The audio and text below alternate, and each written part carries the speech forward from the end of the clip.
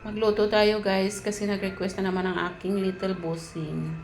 So, first is ilagay ko lang ang aking karne sa lutuan. So, bali palabasin natin guys ang kanyang sariling mantika. Hindi na tayo dito gagamit ng mantika. Ayan.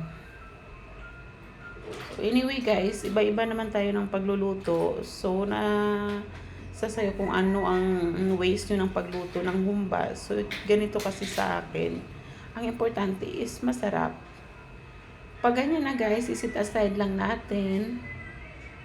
Ayan, sit aside muna natin ang ating karne. Ayan.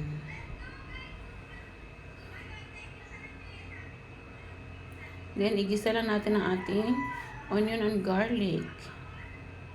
Ganyan. So,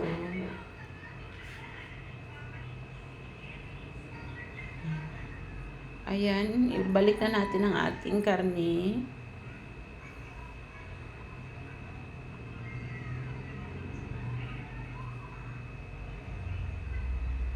Then, maglagay lang tayo ng kaunting tuyo.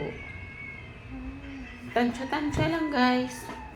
Tansya-tansya lang kung gaano kadami. Ako, nagluluto ako guys, konti-konti lang, pakonti-konti lang kasi ayaw ko nang paulit-ulit ng ilang beses yung ulam. So, naglagay din tayo ng pineapple juice. Hindi na tayo dito guys maglalagay ng tubig. Pineapple juice, tapos banana blossom.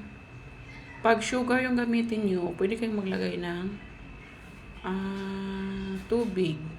Ako isang kanang pineapple juice okay na. Ayan guys. Luto na to. Malapit na to maluto. Pero luto na talaga to. Ipa-thickens lang natin ang kaniyang sauce. Ayan guys. Luto na ang ating pork humba. Thank you guys for watching.